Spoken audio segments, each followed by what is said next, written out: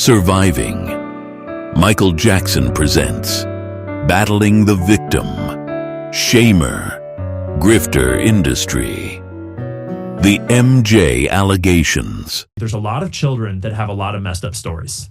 But if you know anything about working with children, especially children with trauma or abuse, you know that they are often very scared or reticent to share said stories. They're often, they don't have the context to know who they can trust and who they can't. And if most of the men or adults in general that they know are either abusers or seem to be a part of an abusive structure, you have to imagine that a lot of them would be very guarded about those stories. And even in many cases, it seems like their parents tend to be at least in some way complicit with these sorts of things.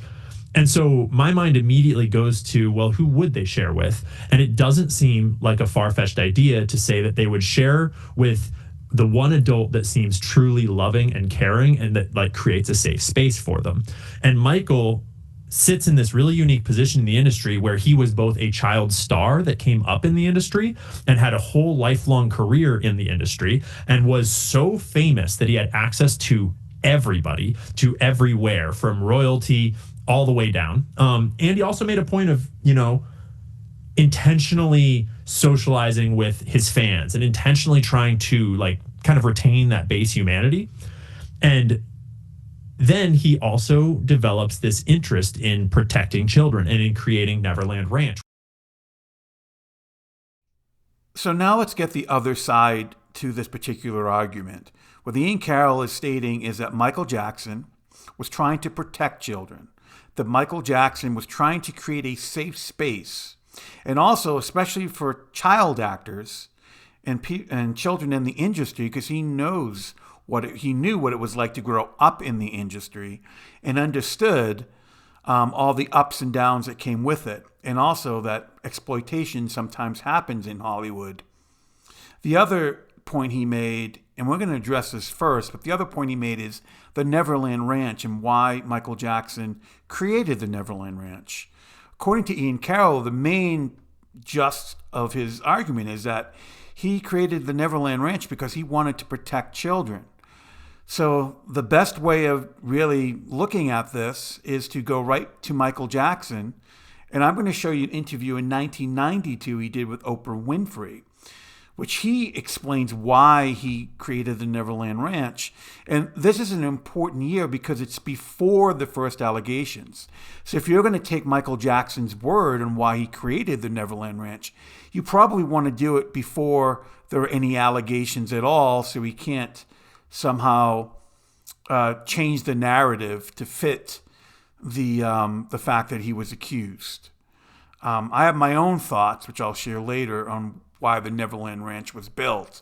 But let's take a quick Is this a part of you, what we were talking about earlier, the pain of growing up and not being able to experience all the things that kids normally experience, and so now you are fulfilling all of those fantasies? You compensate, yes. Really?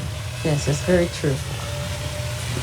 Do you think you can ever really recapture it, though? Does it feel the same? I mean, I don't it's know. It's more fun. I wouldn't really? change the past if I had to. Would not. I'm enjoying myself. And here we are. So as you heard from Michael Jackson's own words, essentially he built the Neverland Ranch as some sort of compensation for the fact that when he was younger, he did not get to go to places like the zoo or arcades or amusement fairgrounds, places like Disneyland, etc. And that this was a way of trying to recapture his childhood. Now, this is not the first time that Michael Jackson said this. He said this many, many, many times, that this was a way of recapturing his childhood. And he even ramped that up after the allegations. So Michael Jackson was very insistent on saying that this was about recapturing a lost childhood. And I don't think there's any interviews at all that I can recall where Michael Jackson stated he built the Neverland Ranch to protect children from harm. I think he's made statements like he built maybe for people or children who were dealing with terminal illnesses, or maybe inner city children that didn't have the opportunity to go to places like Disney World, etc. But I don't think there's any interview that I can recall, and I've done a great deal of research on this, where he stated that the Neverland Ranch was built strictly to protect children from harm.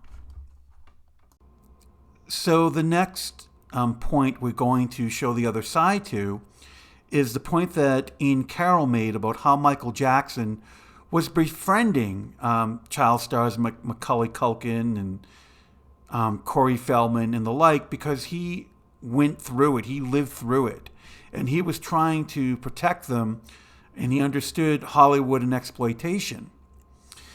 The other side to this is that Corey Feldman, who's on the bottom left, and Aaron Carter on the bottom right, as I showed my other two videos, Corey Feldman discussed how Michael Jackson, when he was 13, Corey Feldman invited him to his home, Michael Jackson to his home, and Michael Jackson asked if he had any Playboy magazines that they could look at.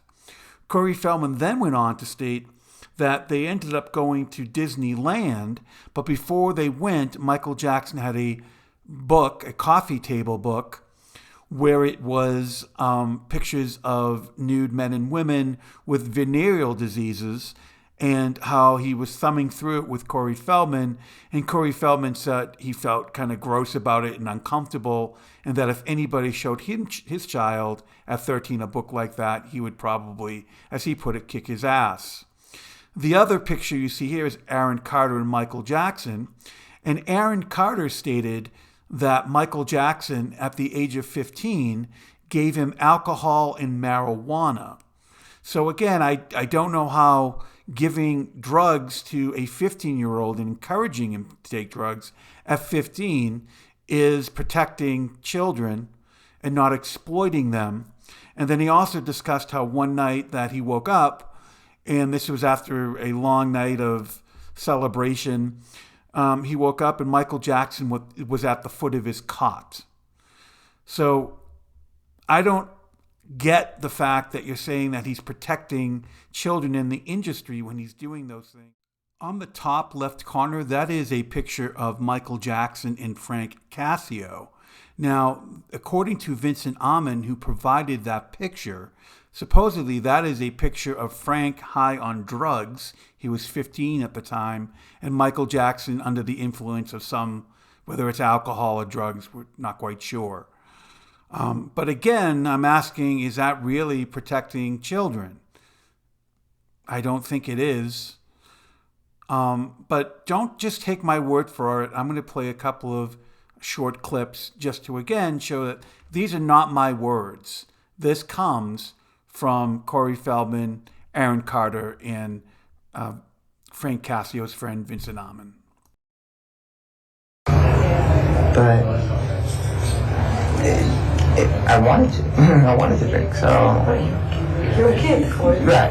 But, I mean, you know, 15, you want to do those kind of things, And, I was experimenting, at that time.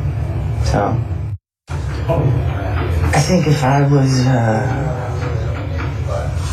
a 40-year-old man, I wouldn't be offering anything to a 15-year-old teenager.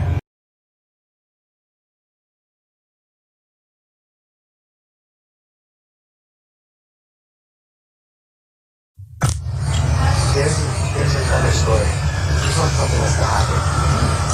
And I don't know. I'm getting false drugs. I'll tell you this. And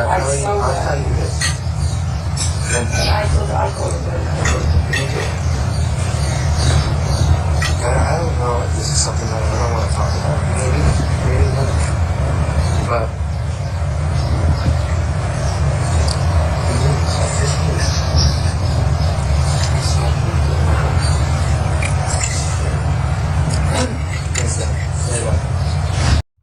between him and Michael Jackson has been the toughest experience of his life. So what does he say really happened during the sleepovers with Michael Jackson? Were you ever shown any images that were inappropriate?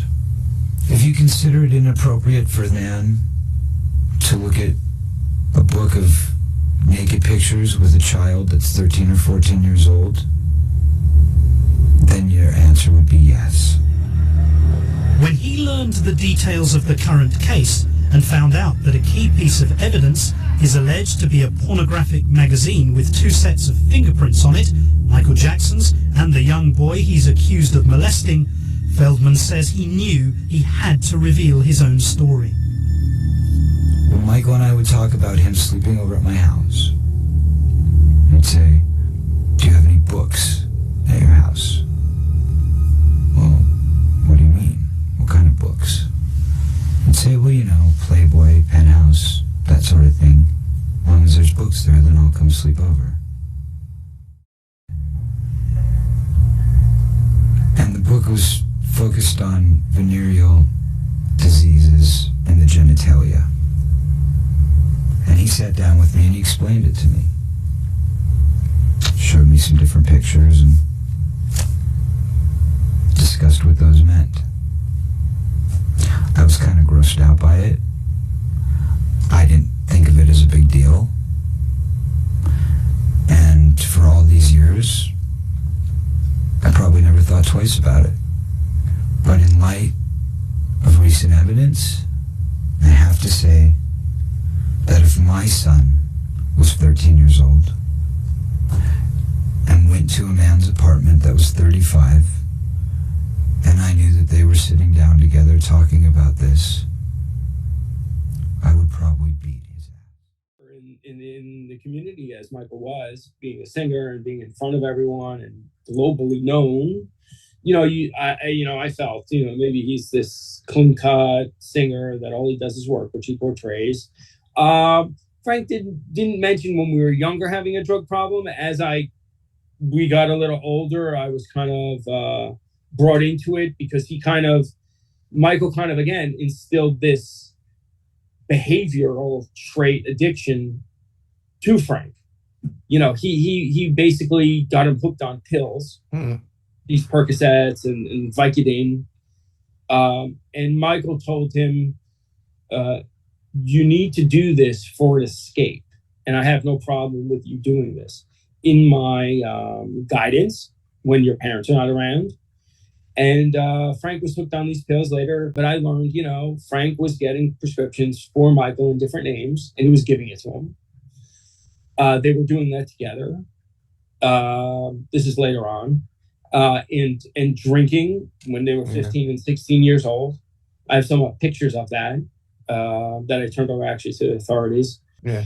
Inevitably, those were the things that, I saw as growing up and what he instilled in Frank.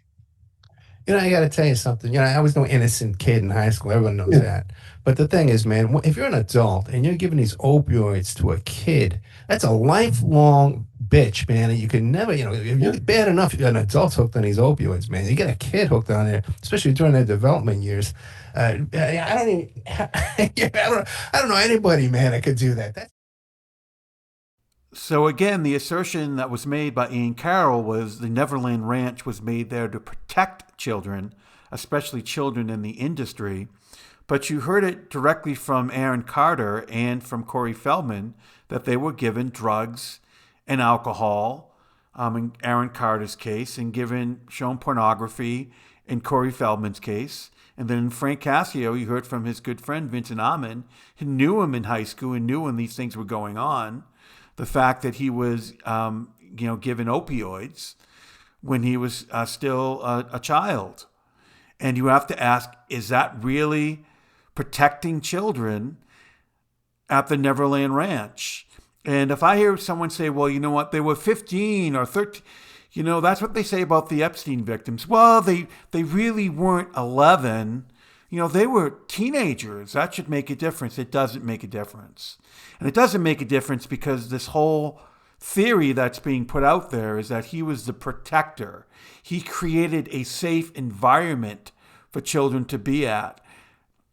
Doing drugs and alcohol with children isn't really a safe environment. And, Natalie Morris, who has a young son, Clayton and Natalie, I'm sure they would want their son being given drugs and alcohol and being shown pornography by a 40-year-old man. Trying to build a case against him. Maybe it does exist, at least on the FBI side, and we haven't seen it yet. What do you make of that FBI move to really try to pigeonhole him over that 10 years specifically? There's got to be a voluminous amount somewhere.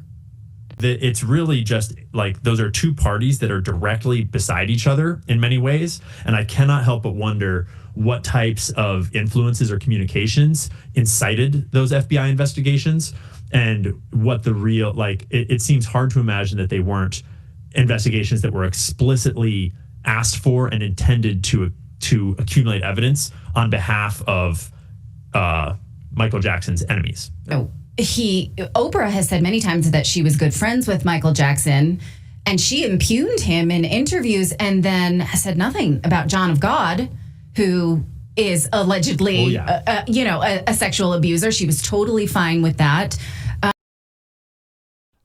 So this is territory I've covered many times. So let's go over two of the points that they made and show the other side.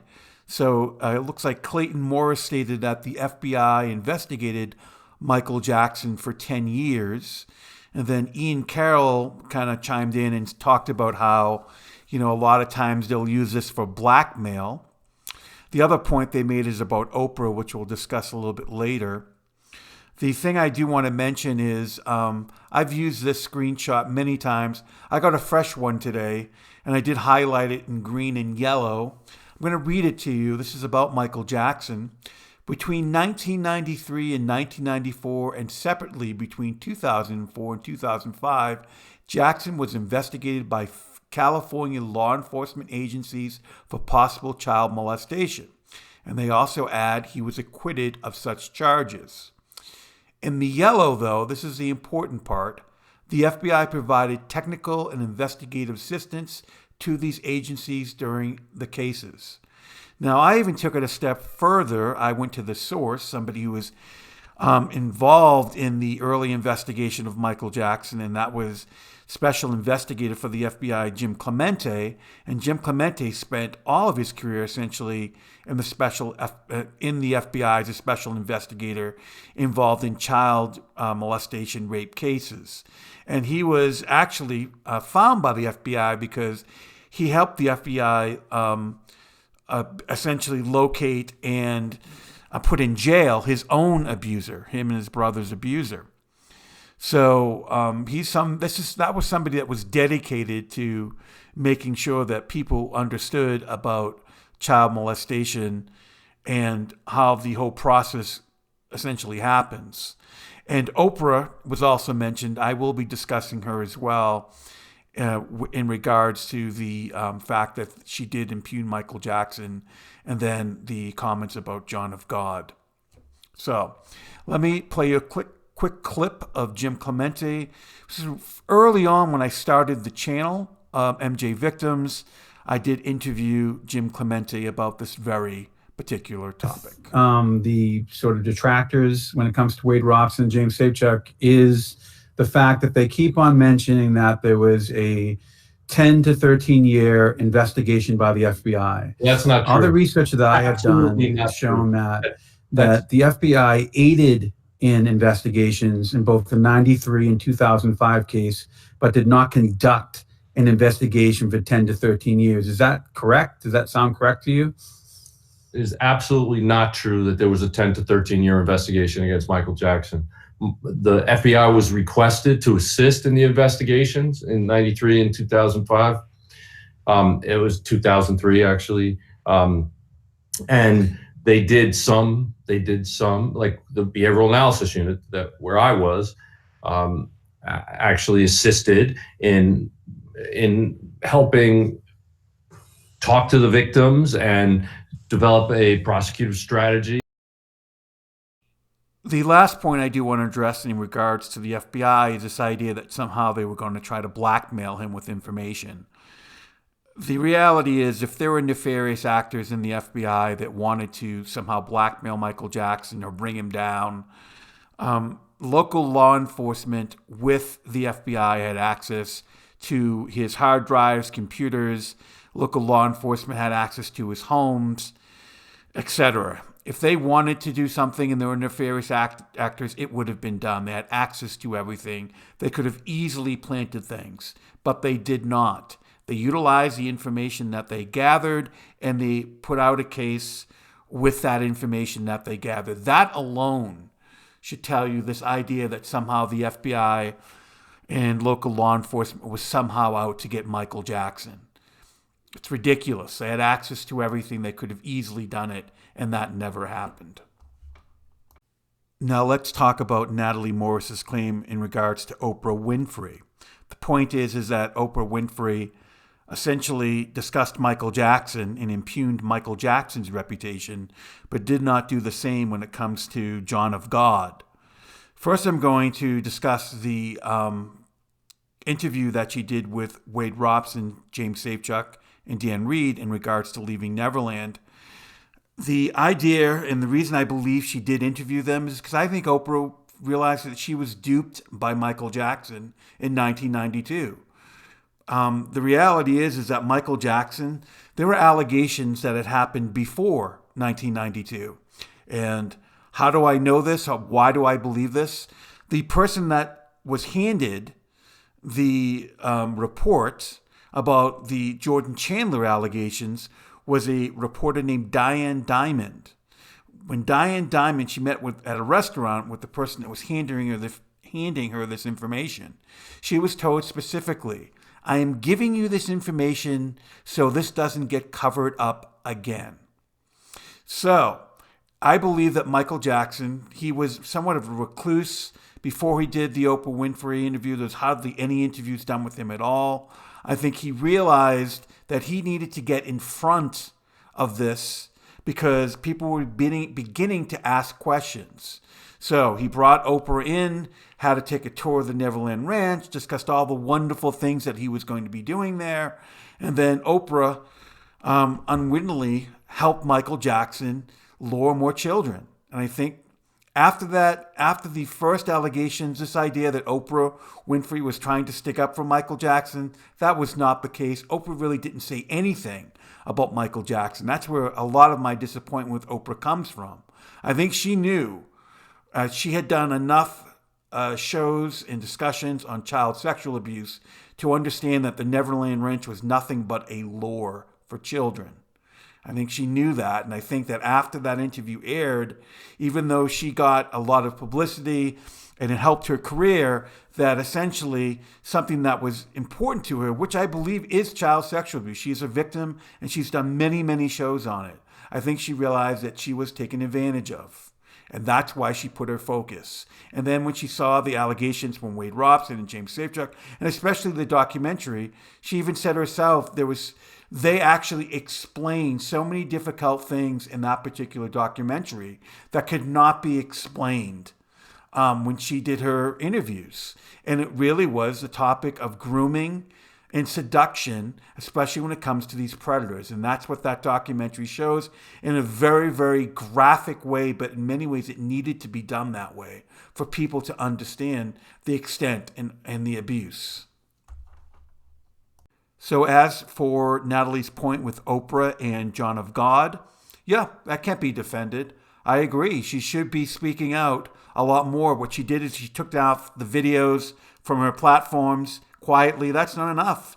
She should be doing a huge sit-down interview or working on a project with people to show what John of God, who John of God really was, and the exploitation that he did to so many people that followed him. And I agree. I don't like that, and I can't defend something that I don't agree with. It does seem to me, now there was a story about his sister LaToya indicating that he was an abuser of children, and then later backing that up and saying that she was under duress. Didn't she say it in Israel? Yeah. And I did go back. So the LaToya piece is really strange because she did give a press conference in Tel Aviv in 1993. Shocker. Yeah, saying, yes, my brother does have these proclivities. He is a pedophile. She later retracted it and said, I was under duress. I had an abusive marriage. Her husband was Jack Gordon, who is was Jack Gordon, who was a music industry insider, major music producer, and she has said, why would she do that Under in duress. Israel? What does duress actually mean? Why there? Why couldn't she give that here? So that's an interesting piece, and I don't know exactly why she did that in Israel. So what Natalie Morris did there was try to bring in the Israel connection, which a lot of these podcasters, commentators will try to do when it comes to the Michael Jackson allegations. Essentially, he had made some anti-Semitic slurs in one of his songs. Some of the research I did, according to Ed Opperman, he interviewed somebody that Michael Jackson was trying to buy Nazi memorabilia from. And according to Vincent Amon, who was Frank Cassio's friend, he was saying something about Michael Jackson believing that Hitler was a genius. So there's definitely that somewhat of a correlation, but this has nothing to do with the allegations whatsoever. And the reality is that what she's trying to mention is LaToya Jackson somehow making a statement in Tel Aviv. LaToya Jackson had talked about this first on the Howard Stern show back in November of 1993, and the Tel Aviv conference wasn't until December 8th, and then reported on December 9th. You can see there is a couple of LA articles. The one on the bottom is interesting because it talks about how her husband, Jack Gordon, in 1991 was describing Michael Jackson as a pederast. And, the reality is that I don't think he got that, pulled that out of thin air. I'm sure LaToya and him were talking about Michael Jackson's strange behavior. But there's always seems to be a wanting to connect Michael Jackson to Israel and him being set up by Israel for some odd reason. And I really do believe it has to do with the audience that they're catering to. And this is just another way of gaining more audience share, I guess. So let's take a little listen to a short clip of that interview with Howard Stern, LaToya Jackson, and Jack Gordon in November of 1993. Then you're going to hear it everywhere, and it's going to. All right, let me just hear. What is it? What did she say? That he was a homosexual, an absolute homosexual. Your mother said that. Your mother said that. And why was he always having little boys in the rooms with him? Okay, I'm just that's going to tell exactly you guys what the she truth. said. Since Jay has said this, Yes. I'm going to be honest because I am sick of my family. I love my family in a way, but then again, that's why I remove myself from that situation because there are a lot of things that my family believe in that I do not believe in, and I stand firmly against a lot of things they believe in. Child abuse. Sorry? Child abuse? Which is child abuse. I'm totally against it, and that's why I wrote the book. However, my mother would hurt me a lot of times because at the time I really didn't want to believe it. And she would say things to me all the time, and she would say, Michael is a so-and-so fag. Right. Which is okay. I would never tell him that. She doesn't even know if that's true. And I didn't even want She just would say it. Well, she would hate the fact that there were always little boys over, and she would say that so-and-so fag, and she would say it with such anger and hatred. But the problem is, now she gets on television so sweet and innocent and go, oh, I love my son, and I would never say. You bring up another point in the security teams and handlers and security teams, because when you look at Michael Jackson, there's this thread of his security team. His head of security was a man named Bill that was like a father figure to him, that was with him for his entire life. And there's all sorts of photos of Michael with Bill. There's a letter that Michael wrote to Bill thanking him when Bill finally had to retire deep into his 70s, just being like, you were the father I never had. I love you deeply. Thank you so much for the crazy ride. I don't know what I would have become without you.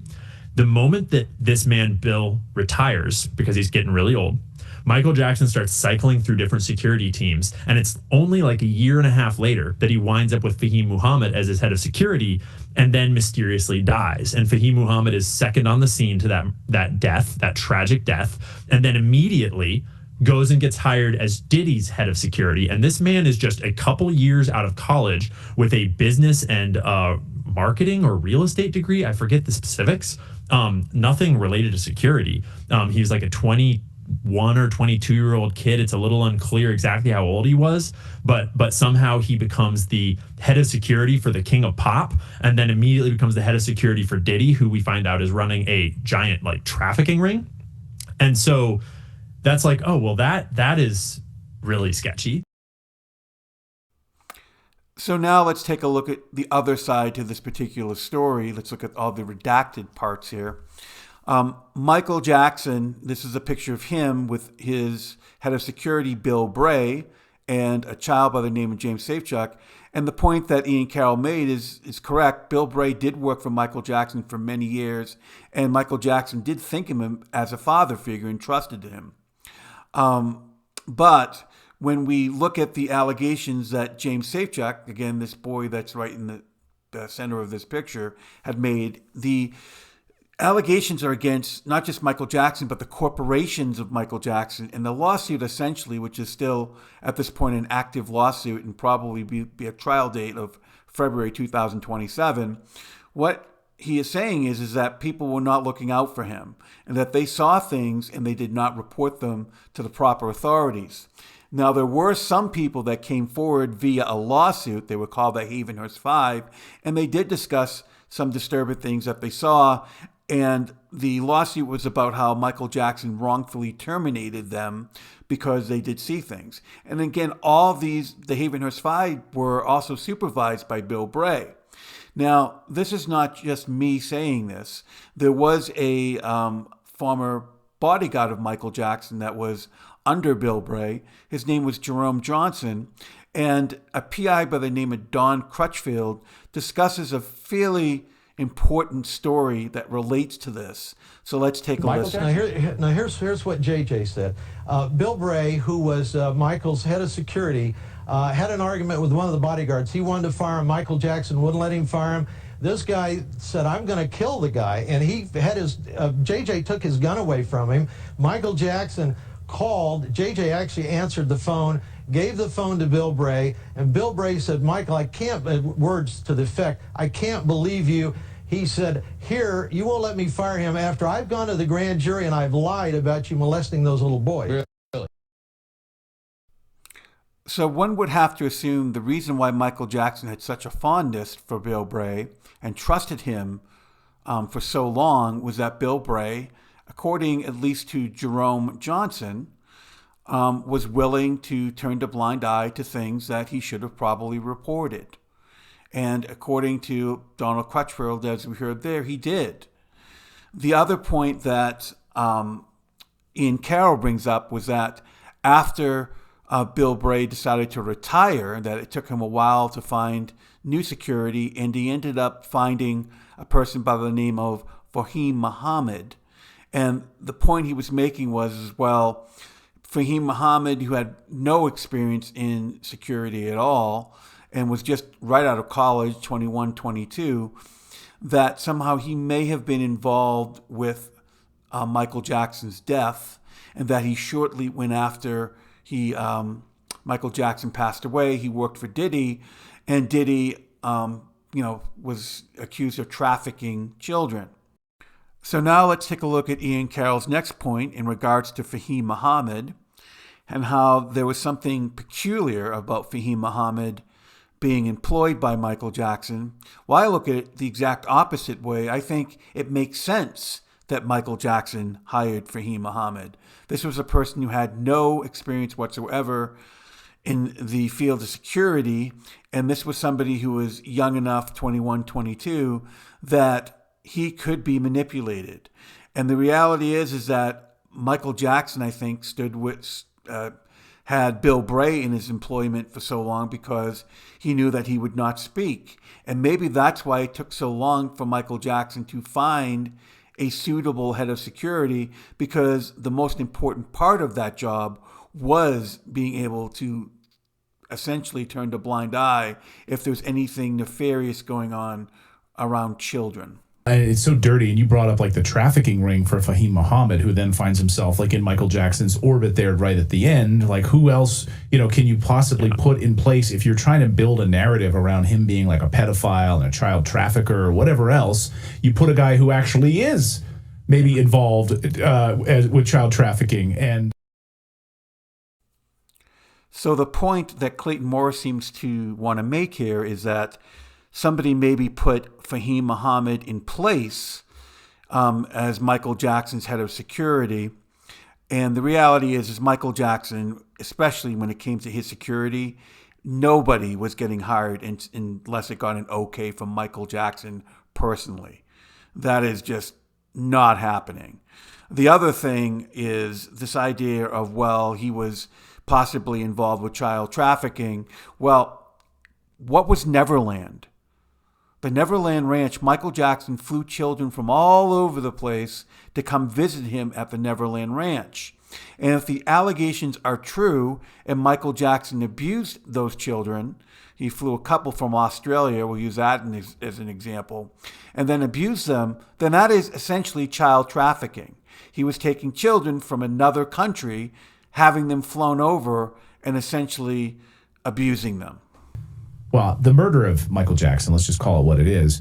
And in the like right around that death, right around his death, he has this mysterious phone call where he basically says, they want to get rid of me. They want to get rid of me. And it seemed we weren't really hearing from Michael at that time. That we knew about this comeback tour was about to happen, that this is it. It was all about to come back. He was obviously rehearsing like crazy. They made a film about it, which we've watched like 80 times in our family. I watch it every time I get sick. That's how my family knows I'm not feeling well, is I'm in a dark room watching This Is It in tears. Yeah. And that's so my hobby. Ready to do this massive world tour again, but we really hadn't heard about him. We heard about the tour, but then he's really concerned at the end that they are trying to get me. And we have that phone call where he's openly admitting that they're coming for me. And then suddenly he's murdered. So now let's look at the redacted part of this claim that Michael Jackson had made a recording and he was worried about, somebody essentially taking him out. The reality is that Michael Jackson was addicted to opioids, and a vast amount of opioids, one being Demerol. There were recordings of Michael Jackson under the influence that were made by his doctor, Dr. Conrad Murray, where you can definitely hear him under this influence. Part of being addicted to Demerol, especially if you're chronically addicted to Demerol, is hallucinations. If you look here, highlighted part says hallucinations being a significant symptom of both chronic abuse and withdrawal. Also, it notes nature of hallucinations. Individuals abusing Demerol may experience transient hallucination, visual distortions, and severe confusion or delirium. Michael Jackson had a whole lot of delirium going on, especially in the end stages of his life. And as you can see, Michael Jackson was abused drugs. There was no question prescription drugs he abused. We heard earlier about Michael Jackson and Frank Cascio, how Michael Jackson got Frank Cascio addicted to opioids.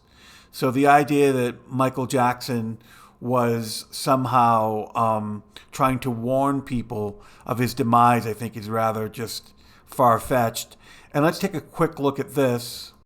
Michael Jackson even wrote a song about morphine, about Demerol. And so there's no question that Michael Jackson was addicted to these opioids. And I think if they're going to be honest with Michael Jackson's, a recording of Michael Jackson claiming that he is being, hunted down while on drugs, I think that really doesn't hold water. Because Michael Jackson, for example, knew intimately how effective the smear machine is at taking your words, twisting them, attacking you, discrediting you, doing whatever to you. But it's also not as, so like, how do you come out with the truth? And then also, if you're even going to consider coming out with the truth and you let anybody in your orbit know what you know and what you plan to do about that, how do you know who to trust? And how do you know that they won't kill you for exposing them? So Ian Carroll is mentioning the fact that Michael Jackson was smeared, especially during the allegations. But the reality is that there were allegations levied against Michael Jackson in 1993. And Michael Jackson ended up settling those allegations for a reported $15 to $20 million. And even Michael Jackson's own attorney, his name was Carl Douglas at the time, stated that it was the elephant in the room, that once the pictures and the descriptions came to light, they knew they needed to silence the accuser so they can prevent a criminal hearing.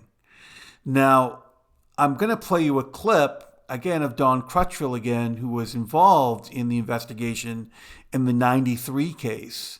And he can show you this was not a smear campaign. This was actually a child who had come forward and put out some pretty credible accusations. And I got to tell you something. This boy stood up under the child service, the police department, and a deposition. I was privy to all three of these. And he didn't change his story at all. I'd have a hard time. Yeah, well, we read it now, and for a 12-year-old boy to make those graphic descriptions. But there was three different entities, and it's amazing to me. Here is former Jackson attorney and confidant Carl Douglas referring to the civil code change. After the Michael Jackson case, they changed the law to make it more difficult for people to settle out and then obviate the criminal case. Douglas also spoke at the Los Angeles County Bar Association in 2010 about the intentions of Jackson's lawyers at the time during the settlement negotiations with Jordy Chandler's attorney, Larry Feldman. And in our perspective, you got to remember that there was a companion criminal case or investigation going on by both the district attorney's office in Los Angeles and in Santa Barbara. There had been an occasion when Michael Jackson was examined and his genitalia was recorded, which was part of an investigation. And that was the 300-pound gorilla in the mediation room. We wanted to do all that we could to avoid the possibility that there would be a criminal a criminal filing against Michael Jackson. And the reality was we were hopeful that if we were able to, quote unquote, silence the accuser, that would obviate the need for any concern about the criminal And then you start side. to, my mind immediately wanders to sort of the urban legend or the conspiracy theories. There's some evidence to back it up that various other strange deaths in the music industry, like Chester Bennington, Chris Cornell, Anthony Bourdain. There's a lot of rumors about a documentary exposing child trafficking that was being worked on right before a lot of these men died, strange deaths. And I haven't ever really seen convincing evidence to sort of put that story into concrete or to bed. But it starts to be the same thought process of how do you actually expose this? You need evidence, you need corroboration, you need documentation. So what Ian Carroll said is actually quite true. You need evidence, you need corroboration, and you need documentation. In the Michael Jackson case, the previous clip I played, Carl Douglas, that's part of the evidence, that the accuser described markings on the underside of Michael Jackson's genitalia, and it was, and the description and the markings were so good that they feel they needed to silence the accuser, quote unquote, to obfuscate a criminal hearing. That is fairly solid evidence if that is the direction that the defense team from Michael Jackson had to take. Now, as for corroboration, there is loads of corroboration in the Michael Jackson allegations. There's now 11 accusers who have stories that are very similar to one another. You have employees that have seen things. You have his own sister that came out in 1993 and told stories that would actually only come to light 20 years later. You have experts that interviewed these particular accusers, or some of them, and say that they're not only is their testimony consistent, but it is also corroborated by other accusers. So the corroboration in this particular case, you couldn't have better corroboration. The last thing he mentioned was documentation, and a lot of that documentation, I believe, will be coming forward in a major way in the civil trial that's set for February of 2027 at this particular moment. That always can change with civil trials, but that is what it's slated for. And that documentation is probably going to be coming in the form of financial records because they are suing the corporations. And also in corroboration from the fact that the corporations were facilitating and playing an active role in how they transported these children from all over the world to meet Michael Jackson, and the gifts and the vacations and the other various purchases that Michael Jackson made to groom and in some cases even maybe possibly silence these accusers with other settlements. So, and there's documentation even before this particular civil trial that will come to light that is also in the record. And that's also, I've shared that many times in what they found at the Neverland Ranch, and also what they found in regards to, like I said before, gifts and payments and things like that. But the problem is, in collecting all of that, you expose yourself massively. And I think the Epstein files, if they show us anything, it's that this is not an isolated small criminal faction. This is actually the organizational structure of our world. This is the primary organizational structure behind our government. This is the intelligence agency networks. This is organized crime networks. It's all tied together. And so by going after one node of it, you're going after the entire network. And there's kind of no limitations on what they can and will do to protect themselves, is what it looks like to me. Wow. So what I believe that Ian Carroll is doing in this particular clip is he's trying to make it sound so overwhelming and so out of the public sphere of understanding to think that, well, this particular story, when it comes to child elite exploitation, which this channel has been talking about since 2013, by the way, but that topic is so out there and has so many facets that it makes it very difficult to understand. And I agree with him on that point. The problem is they're taking the Michael Jackson allegations and they are throwing that into the mix, thinking that these particular two things are part and parcel to one another, and that Michael Jackson and Epstein, because he is not implicated in the Epstein files for the most part, that somehow vindicates Michael Jackson, or that maybe Michael Jackson was trying to expose the global trafficking issue. That's not the situation. The Michael Jackson allegations are really not that difficult.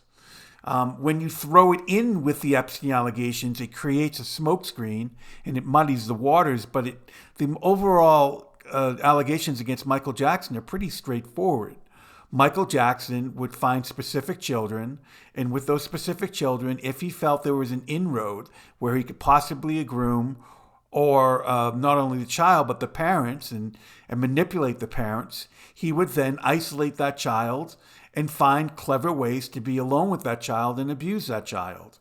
And now that we have 11 accusers, and they all have similar stories, but their stories are unique to their situation, you can hear how Michael Jackson did this for over decades. And this is a picture of Aldo Cascio, who is the youngest of the Cascio children and the last known possible victim of Michael Jackson, because his abuse, I think, went all the way up to the time of Michael Jackson's death. So this particular abuse with children with Michael Jackson spanned, like I said, decades. But it's not that difficult. As fascinating as the Michael Jackson case is, and there's so much information that we can learn from it, it's not really a remarkable case when it comes to child predatory behaviors. Many predators who had less means utilized the same tactics that Michael Jackson used. He wasn't unique in the way that he would select, groom, abuse, and silence his victims. It was very similar patterns to how many abusers would do it. He just happened to be extremely famous and wealthy, so the gifts and the arcade games and the rides and all that was much more extravagant. But it was not really any different from what a lot of these predators would use. The other thing that I think definitely insulated Michael Jackson was he understood the media. This idea that Michael Jackson was a victim of the media is ridiculous. Michael Jackson was a product of the media and understood it very well. And he understood how to get publicity, whether bad or good. And he also understood how he could manipulate the media to show only what he really, in many cases, wanted them to show. Right? Yeah. Well, think about Sound of Freedom, right? As the massive, we're doing interviews before that movie launched, and boy, the smear campaigns began in earnest. And it was a concerted effort to try to shut down theaters, to go after the, Jim Caviezel once again, Tim Ballard, to go after all the infrastructure around that movie exposing child trafficking. And they did a good job. They really tried to attempt to discredit everyone involved and to try to flip the narrative on them that they're actually traffickers themselves, that it's actually a psyop it's like what. And then after it had come out and people like us were all talking about its reception, that was actually the first time, because I was pretty new to the media at that point. I was new on TikTok. That was the first time I got a concerted attack from multiple angles, multiple creators, like multiple different pieces all coming after me. That was kind of wild. And I think some of it's probably just partisanship, but it's a lot of these smear campaigns, a lot of these propaganda campaigns to try to like silence things and shut things down and create infighting. Often they're cleverly designed, kind of COINTELPRO style, to have bad actors in the mix that are starting the allegations, like against Michael Jackson, like he was a pedophile. But then it's designed in a way that it gets other people to jump on the bandwagon, and you get other voices, genuine voices, be they independent media or independent, or like just journalists or regular humans out there in the world, start to believe the story and parrot the story and jump in on that bandwagon narrative. So it becomes very complicated to decipher what's true and what's not in any of these sort of stories that are an attack vector, or stories that are a potential exposure of a piece of this bigger narrative.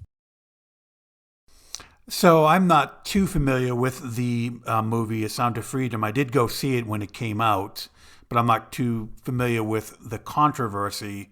I know that there were some elements that people were questioning. However, our channel, Surviving Michael Jackson, what we did years ago was we were supporting, or trying our best to support, a movie about Hollywood predators called An Open Secret.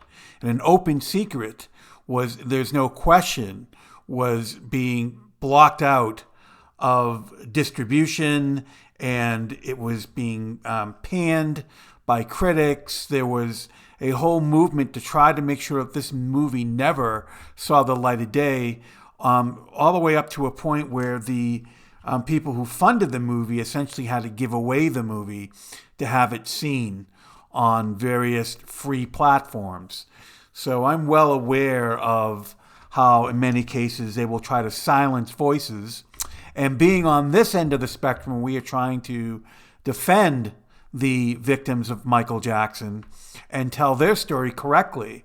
There is no doubt there is definitely a campaign to silence these voices, which has me questioning if there is some sort of bigger conspiracy going on with that. One only has to go on the X platform to see how all these unsubstantiated theories in regards to Michael Jackson saving children, preventing people from going to the Epstein Island, that he was somehow trying to expose the global elite, how those particular voices are amplified, and people who are trying to stand up for the people who were abused by Michael Jackson, their voices are in many ways shadow banned, not heard, and essentially drown out using the cesspool that we call social media.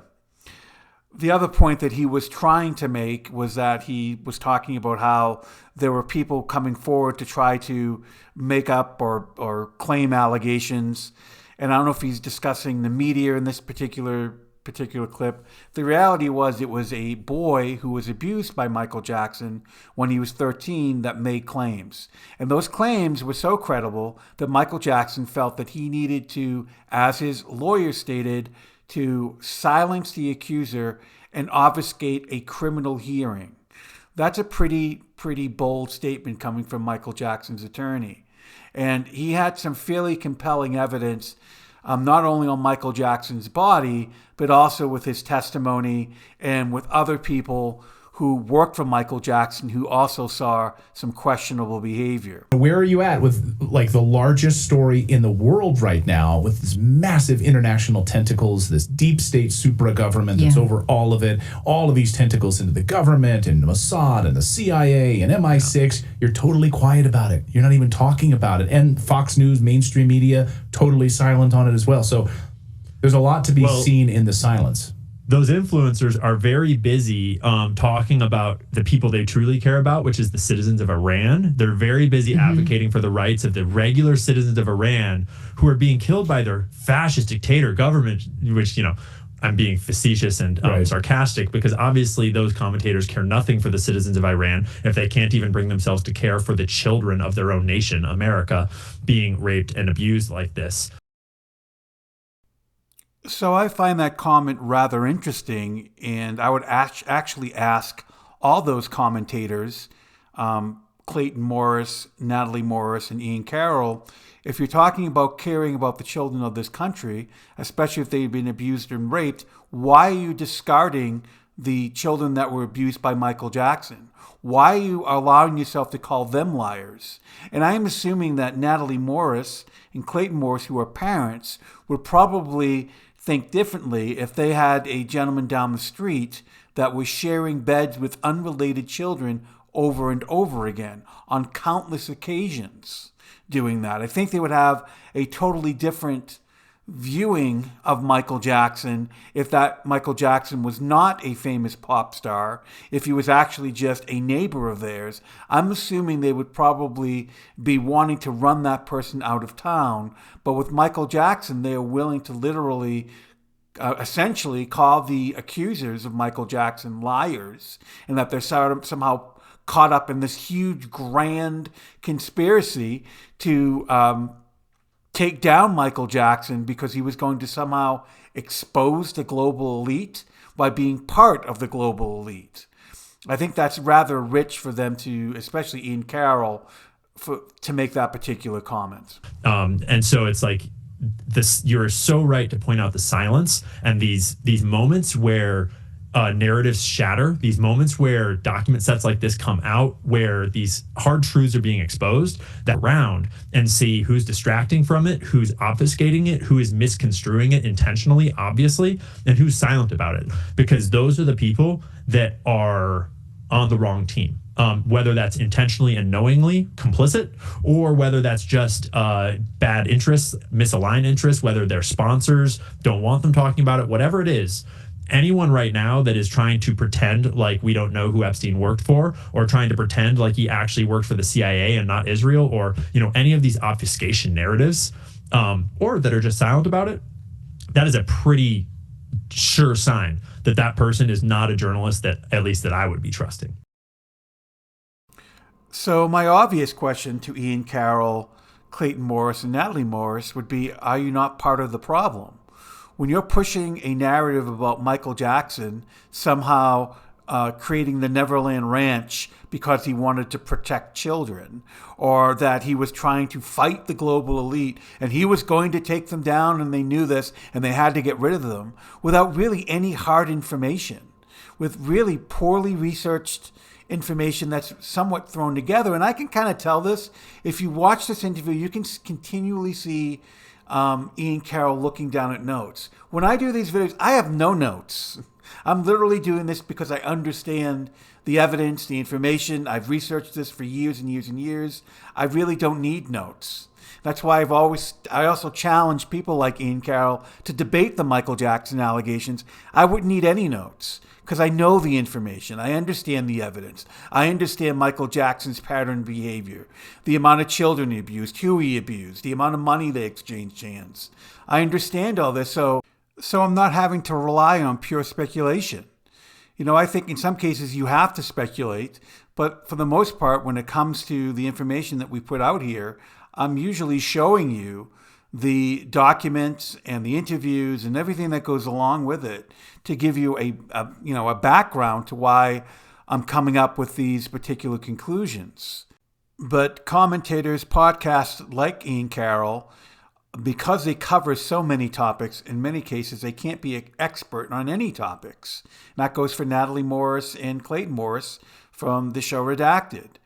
The reality is that, and I've said this many times, that you should probably watch those shows for entertainment. But if you want really good information, go to the smaller channels that are more focused on only a handful of cases or topics that actually understand the topics they're discussing. Like if I look at Nick Bryant has covered the Epstein case exclusively, and he's also covered the Franklin scandal. If I wanted to know about the Franklin scandal, I would probably go to Nick Bryant and also on the Epstein case, because he's written books about it and has done extensive research. But a lot of these commentators, they don't do that. I want to ask you about who do you think in power right now still has an interest to revive the Michael Jackson pedophile story? Because we saw in late 2025, the Department of Justice released Epstein-related photos. Michael Jackson was in it with the faces of children blacked out, and the internet was too quick for them, and they said these are his own children. So why would they give us this decoy photo? Who still needs this? And what are they diverting us from, do you think? It's a good question, and I don't know. I don't know how far to run with it, because I did find, actually, when I dug into it, I found that photo, if I remember correctly. I'm pretty sure of this. I'm pretty sure I found that photo in one of the sleeves of one of the so there's photos of these binders of photos that were in Epstein's mansion, that the FBI took photos of all the pages, and almost all of them are redacted because of the contents of what was in them. But I believe that photo appears inside of one of those binders, implying that Epstein had it in one of these collections.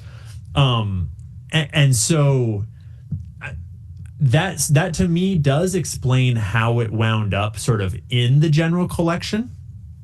But then it got reproduced larger, and not all of those photos did. And it got, let's just say, salaciously redacted in a way that was a little suspicious. And so I don't know whether to run away with that and think that there is maligned interests trying to promote this Michael Jackson narrative as an obfuscation tactic, or to revive the concept that he was a pedophile or anything like that, or whether it's just a funny coincidence and the internet naturally runs away with salacious stories and, like, So Ian Carroll is well aware why they redacted that particular picture. As you can read here, yes, under the Epstein File Transparency Act, the U.S. Department of Justice, DOJ, was required to redact personally identified information of victims, which included the faces of children, minors, and other potential victims. So any child that was in the Epstein files, their images were supposed to be redacted. I'm not sure if that happened in all cases, if they were sloppy, but that was what was supposed to happen. And as you can see here, this is the blocked out image, and then the image with Michael Jackson and his children, etc. So I would almost put money on that Ian Carroll was well aware of why they redacted the children's those faces. big names and such. Regardless, it's backfired, because the internet is more and more developing its truth sense a little bit, where often we'll get things wrong momentarily, but often the collective mind, we're getting experienced enough now that we do a good job of sort of unpacking the truth of a thing, and then actually narratives that are trying to deceive. Often the Streisand effect takes hold, and then the opposite of the deception actually spreads like wildfire. Hence why we're talking now about this and exposing even more to the world that the Michael Jackson pedophile narrative was completely hollow from the start. So, Mr. Ian Carroll, that's a fairly bold statement to be making, the statement of that the allegations against Michael Jackson were essentially bogus from the start and hollow. I mean, what evidence or proof do you have to show for that? I mean, are you saying that the fact there are 11 accusers now, is that hollow? The fact that there are 7 multi-million-dollar payments, is that hollow? The fact that I showed you that Michael Jackson was giving drugs and alcohol to 15-year-olds, is that hollow? The fact that Michael Jackson was showing pornography or wanted to show pornography to children, is that hollow? The fact that the first accuser accurately described markings on his genitalia, is that hollow? The fact that Michael Jackson had a pattern of behavior that was beyond the charts, that he would continually want to isolate specific children and spend time with them alone, especially in bedrooms, is that hollow?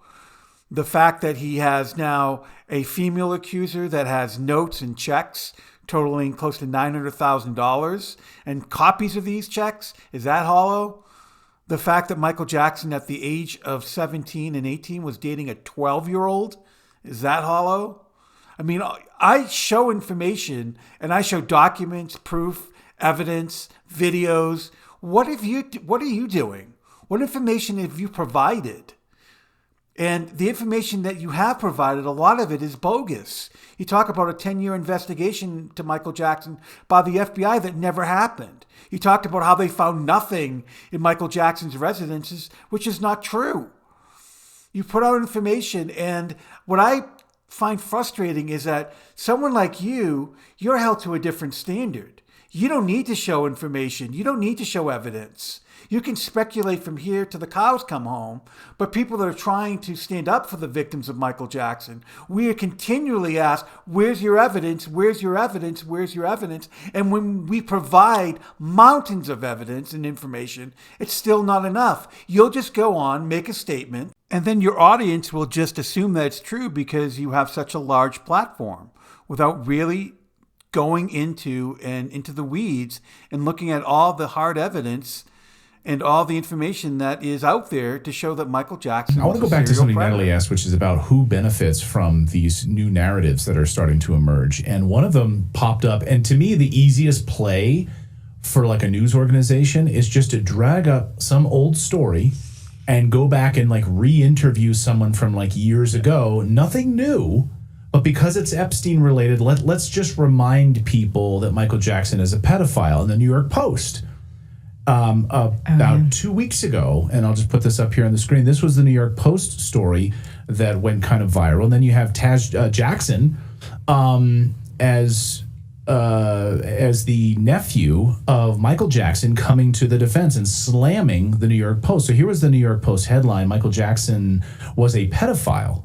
Like, they just put it right there. Michael Jackson was, quote, a pedophile who could abuse children almost with impunity, claims prosecutor who tried the king of pop. Well, duh, you were the prosecutor. You already brought that case. We know that you think that. So why this bullshit headline? Out of the blue. And then here's Taj's response. Taz Jackson: are you still using my uncle as a smokescreen? New York Post. We see you. The more the public talks about Epstein, the more you post about Michael Jackson. The public has caught on. I suggest you read the room. Right now is the time to, especially for older people, especially for anyone sort of 40, 50 and up that grew up in the era where publications seemed or maybe were trustworthy. The mask is fully off now. And that is a perfect example of publications that are just doing the most bad faith journalism you could ever do on one of the most obvious, clean cut, good versus evil cases you could ever have. And it takes zero journalistic capability to read these files and understand what Jeffrey Epstein was, what his network was, what was happening. Not to mention to think like they are publishing a report that is literally just the prosecutor stating his opinion despite it having not held up in court, and then saying it as though it was a fact, and then covering their ass by saying prosecutor says, right? Well, and that's why they hate X. This is why they hate X, because I want to put this. Here's the reader's context note. Didn't mean to cut you off there. Readers added context. Prosecutor Zonin's claims are biased due to his role in the trial and remain unproven, despite the fact that Jackson faced one of the largest criminal investigations ever and was cleared of any wrongdoing, while his accusers were found to have major credibility issues. So this is why I stated that there's definitely different standards for different creators. And the point that Clayton Morris made was that the New York Post put out an article in regards to Michael Jackson that just came out of the blue, where the one of the prosecutors, his name was Ron Zonin, made a statement that Michael Jackson could abuse children with impunity, and that was essentially just put out to distract from the Epstein files. But that's not true. There was actually a series in the UK called the Michael Jackson trial. It's a little over the 20-year mark for the 2005 trial, and they interviewed all the people that were involved, or as many people as they could that were involved with that particular case, and Ron Zonin was one of them. And it was a fairly even-keeled documentary. It interviewed both sides. But it wasn't just something that they came up with to distract against the Epstein files. That series was in the works for a couple years now. So I don't think 2 years ago that the people who produced that series had any idea what would be going on with the Epstein files right now. So it's a totally bogus claim. And again, this is why I say about the double standards, that he can kind of put something like this out. People would just sort of gobble that up without really understanding the background to what he's talking about. Let me play you. I have the trailer for that, where you actually hear that quote from Ron Zonin. The inside story of the trial that shook the world. Children want to just touch me and hug me. The things that Michael reveals in those tapes have no precedence. I don't think it was meant for the public to see. I was told that if you say or do anything, you're going to kill your career. Sheriff's Department, we have a search warrant? The entire accusations against Michael was a scam. He could have used with impunity. Kids end up just falling in love with my personality. Sometimes it gets me into trouble. Michael Jackson, The Trial, on Channel 4, starts Wednesday at 9. So Clayton Morris has been around the block. He's well aware that trying child sexual abuse cases is not easy, and in many cases, a lot of times you don't get a conviction, because a lot of times the jurors are looking for physical evidence or DNA evidence, and in many cases it's not around. So it's very difficult to prove these cases. But the reality is, this is an interview that was done of the foreman of the jury, Paul Rodriguez, in October 8th of 2005. And one question was asked of Paul Rodriguez that I think says a lot in regards to this case. And I think even though they got Michael Jackson 14 acquittals, I still don't think it was a slam dunk in how the jurors felt about Michael Jackson's innocence. So the foreman of the jury was asked, some of the jury thought that there was smoke but no fire. Did you see smoke? And he replied, yes, I did. I thought that Michael Jackson has molested boys in the past and probably molested this boy. But as I said, what we believe doesn't matter. The evidence has to prove it. And that's the whole point. When Michael Jackson came out, he wasn't found innocent. He was found not guilty beyond a reasonable doubt. That is not the same as being found innocent. People need to understand this. But this is a quote right from the foreman of the jury, stating that he felt that Michael Jackson probably abused that boy, but he probably abused other children as well. And he thought that he abused other children as well. That is a great way to smear someone. I guess in some ways they do try to flip it and, frame him as being a child molester when it's all their buddies. But they take all these different tactics, not just the anti-Semitism tactic, but they pile other things on as well. And with Michael Jackson, it wasn't just that they were saying that he was a self-hating black man. There was also this whole campaign of calling him Wacko Jacko and calling him like psycho. And the tragic irony is that Wacko Jacko, they framed him as like, that was his nickname, and it was parroted all over all the tabloids, despite him repeatedly saying, "Don't call me that. I hate that." That was actually the name of a monkey from an old cartoon that was like clearly like a racist black reference. So it's like there's just racism in every direction, and they like try to strip him of his race while being racist towards him, while accusing him of being racist towards them themselves. And so it just becomes this pile of slop that is all completely irrelevant to the factual or infactuality of the claims that he was abusing children. And so in my mind, it just becomes a bunch of mud that gets piled on top of the story. So, Mr. Ian Carroll, you said it's all there, but what's all there? What have you shown? You made bold claims that Michael Jackson, that there's proof that these claims are all false, and that Michael Jackson was somehow trying to save children by creating the Neverland Ranch. And you haven't shown anything that proves any of this. I've actually shown you information that shows the exact opposite. And Clayton Morris and Natalie Morris are redacted. Why are you not asking more questions? You just seem to be agreeing with him on everything, like you maybe have already come up with a narrative on how you wanted this interview to go. But isn't an interview, aren't you supposed to be challenging him? Aren't you also, when he makes a claim of all these claims are false, aren't you supposed to say, well, okay, well, what do you mean by that? Please show me the proof. Isn't that your job? Aren't you supposed to be better than the other commentators and podcasters? And aren't you claiming that mainstream media, which I agree with, is essentially just pushing a narrative? Are you not just pushing a narrative by not looking deeper into these allegations? I'm showing you information. What has Ian Carroll done in this interview? What he's done is he's essentially created a narrative around Michael Jackson and Jeffrey Epstein, and stated that Michael Jackson was trying to save children from an elite cabal, and that Michael Jackson created the Neverland Ranch to save children, and it was a safe haven for them. But he hasn't proven any of it. It's pure speculation. I'm showing you in interviews with Michael Jackson that shows the opposite. I'm showing you articles and interviews with, the jury members that's showing something different. I'm showing you made a claim about Ron Zonin. I'm giving you the reason why that article was made, and you don't even cover it. Are you not supposed to be better than the rest? Don't your subscribers deserve better than you just making a blank statement without any information, really hard information that's showing the full story or that's backing the narrative that you're trying to create? I just don't really understand how all these podcasters can put out just speculative information without any pushback. It's just rather surprising. And you think about living through the 90s, they had full impunity to do this to people, and people didn't question. Go ahead, Philip. Oh, I didn't want to interrupt the interview, but I had serious beef with that article because the headline, when Clayton brought that up, it hit me. It's like the prosecutor said, the prosecutor knows that he didn't get convicted. So how can a prosecutor prosecute something, fail to prosecute the person, and then come out and say they're guilty? That just seems like they should be disbarred for that.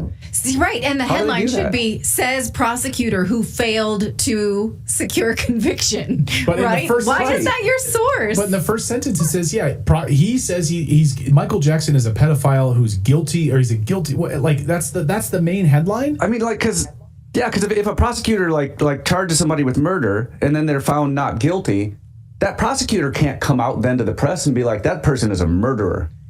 That's at least defamatory. I suppose, but a lot of times they'll say, we're so sad we didn't, convince the jury, we still believe. I guess you can say that, like, we lost the case, we didn't succeed here, but we still think this. But he has been acquitted in a court of law. At the very least, the press should know that and not, yes, we know that prosecutor thought that because he brought the case, dummies. But what's the motivation from the New York Post, right? That you don't who in the newsroom, who at the highest levels, Rupert Murdoch or otherwise, who's, by the way, in the Epstein files, made a phone call to his newsroom and is like, let's dig up something on Michael Jackson and let's run a story. There's nothing new in the story. The only thing that you're doing is literally going back and getting an old prosecutor to write an article. In the environment of, we have all of these allegations of new pedophiles. We don't want to cover them. Let's get an old one. Let's bring out Michael Jackson because people then maybe won't bite on the allegations against Larry Summers, Alan Dershowitz, Peter Attia, all of these people who were salaciously texting and emailing Epstein. On Natalie Morris, the two stories have nothing to do with each other, and that you're just conflating the two stories. As I've shown here, that article from the New York Post was based on a quote from this series, Michael Jackson, The Trial. That was a UK special. It was a 4-part series, and then they wrote an article on it.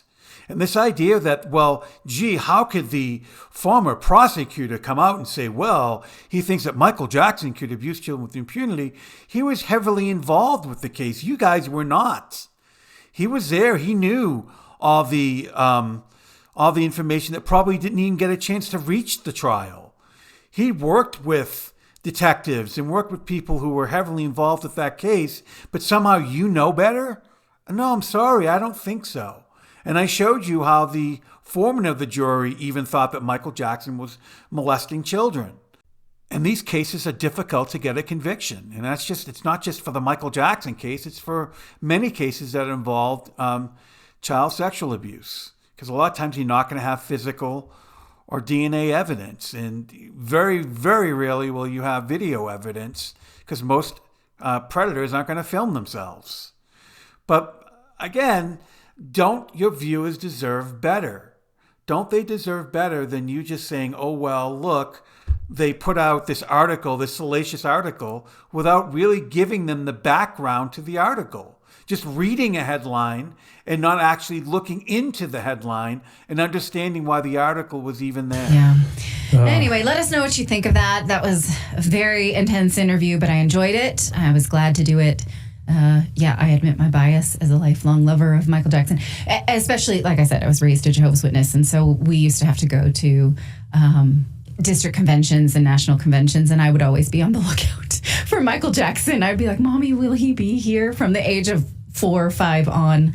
So I have a special connection to him. So, Natalie Morris, you do not have a bias. What I think you have is something called cognitive dissonance. And I understand that you enjoyed Michael Jackson's music and that when you were younger, you wanted to meet him and he was a very happy, part of your childhood.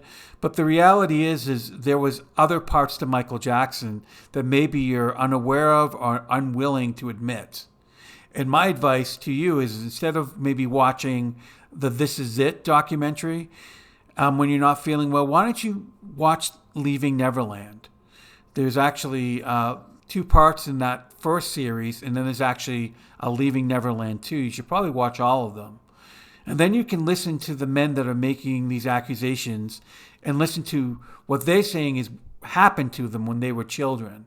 And then you can ask, well, gee, as a mother, because you are a mother, the behavior that Michael Jackson exhibited, is that okay in any way, shape, or form? And does that deserve defending in any way, shape, or form? So I'm going to leave you with this. Natalie, you stated that when you were younger, when you were a child, you grew up as a Jehovah's Witness, and that you always wanted to meet Michael Jackson, but you never did. Well, in many ways, that might have been very lucky, because LaToya Jackson made claims that Michael Jackson may have been abusing some Jehovah's Witness children. And Michael Jackson actually did abuse little girls, by the way.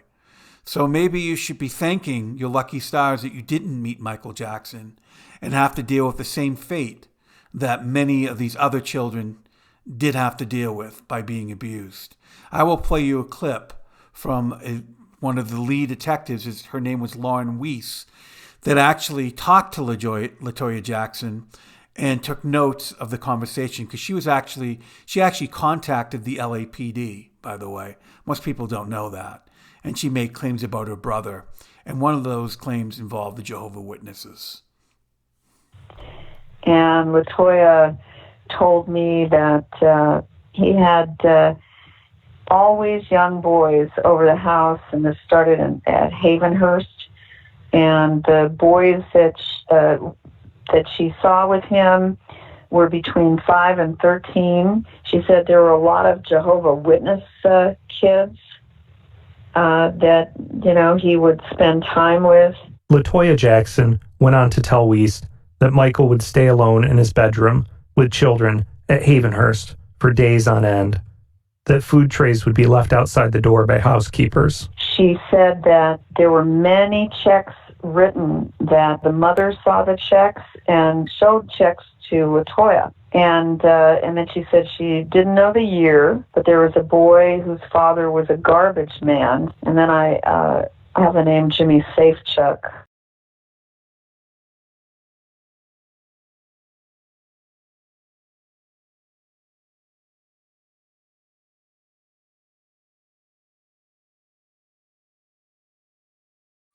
Thank you for watching Surviving Michael Jackson tonight. A little housekeeping as usual. Please like, share, subscribe. If you can comment on the videos, it does help the algorithm. And this is going to be a very small little preview of one of our other videos on this channel. And as always, you have a good evening.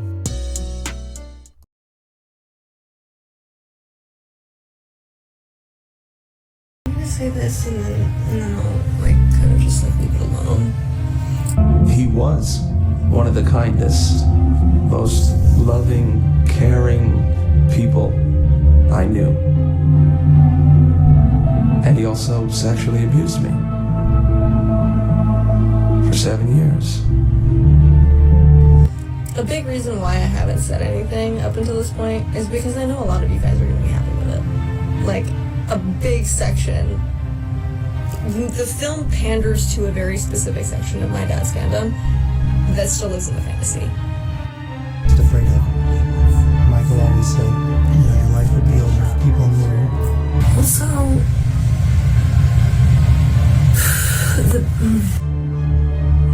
I was sleeping and I woke up and Michael said that he had performed oral sex on me while I was sleeping. that's not my truth. That's not where I'm coming from. I just prefer honesty over like sales and monetary gain. Like, that's it. I guess it sort of became a routine, masturbating, the oral sex. So I'm gonna fuck off again. I'm gonna keep minding my own business. I suggest you the same. God bless and Godspeed. It's two little boys, and I believe many other children, who were savaged by a pedophile, but worse, there was a massive group of people and money behind Mr. Jackson who allowed this to occur.